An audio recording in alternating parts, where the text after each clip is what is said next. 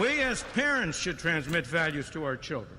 And we as parents, as citizens of our country, should in our political and ordinary activities, one with another, jointly form our values. That's what's made this country great. There wasn't any set of values dictated to the original occupants of this country. There wasn't any such simple set of values dictated to people of my generation or my parents' generation who were immigrants into this country or first-generation children. We got our values largely at home, at the school, and elsewhere. Schools transmit values, but we don't want a monopoly on the transmission of values. And that's what public education is. It's a monopoly on transmission of values. And whoever controls that, who controls that? The Democrats. Democrats, like I told you, teachers are Democrats most of the time. School systems is Democrat. Administration is Democrat. So it becomes almost a wheel. And remember I said in the opening of this video, a famous socialist, I'm not going to say his name, clue, he's Voldemort. Voldemort was based on him. He said, he who controls the future, he who controls the children controls the future.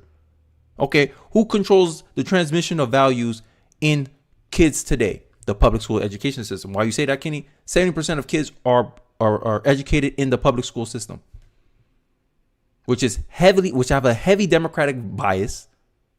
So you're being transmitted a democratic view of the world, and people wonder why young people are so I say aligned with the democratic vision of society, because we allow, for the most part, generations past, whatever. I'm not here to throw mud at anybody, but we allow these people to transmit their values onto our kids. And statistically, it's impossible to really, for most parents, to transmit their values to their kids, because like I said, the average time spent with kids is 30 minutes. Me, I'm in a blessed position where I work from home. My wife's a stay-at-home mom, sorry. And I'm able to spend my 24 hours a day with my kid with close proximity. Whenever I want, I leave this room and boom, there he is.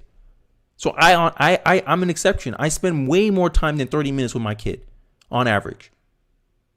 But most Americans can't say that. So the next best thing is, hey, let's give most Americans the option to put their kids in an institution that shares their vision of the world, their values, their principles, whether that be Catholic school, a Christian school, a Muslim school, whatever. You as a parent are entitled to that. That is the case for private education. I'm sorry I've been rambling, but I got to give my take on this. You know, I can't just keep sitting here, pick off Thomas Sowell and Milton Friedman, and not give my 2 cents into it. But I digress. Let's get back into the video. We don't want any small group of officials to have the power to say what values shall be transmitted. And yet that is what is happening now in a monopoly school system, and particularly as that school system has gotten more and more centralized. It used to be much better when you had local control of schools, because then you could have variety, diversity. But as the control of schools has moved from the local district to the city, from the city to the state, and from the state to the federal government, increasingly, the values that are being dictated are being determined by an increasingly unrepresentative selection of the population.